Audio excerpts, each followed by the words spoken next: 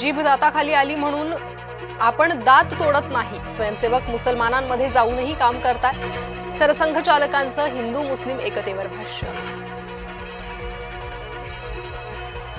आपण 75 वर्षांचे झालो, संघ सांगेल तेव्हा निवृत्ती घेणार। सरसंघ चालकांनी दिले निवृत्तीचे संकेत।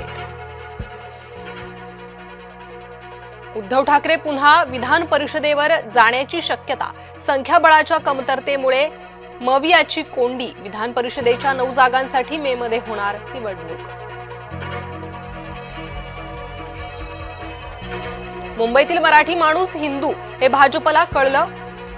आम्हाला मिळालेल्या मतदानामुळेच भाजपनं मराठी महापौर केला। संजय राऊतांचा भाजपवर हल्लाबोल।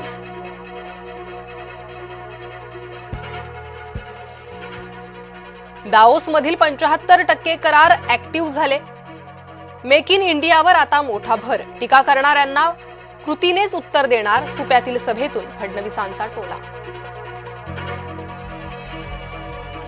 महाराष्ट्राच्या भल्यासाठी दोन्ही राष्ट्रवादी एकत्र याव्यात। अजित पवारांची इच्छा पूर्ण करावी। अभिनेते सयाजी शिंदेंनी मांडलं मत। मुख्यमंत्री देवेंद्र फडणवीस आज नाशिक दौऱ्यावर। ओझर विमानतळाच्या विस्तारित टर्मिनलच्या कामाचं करणार भूमिपूजन। कुंभमेळ्याच्या पार्श्वभूमीवर विमानतळाच्या विस्तारीकरणाचा घाट।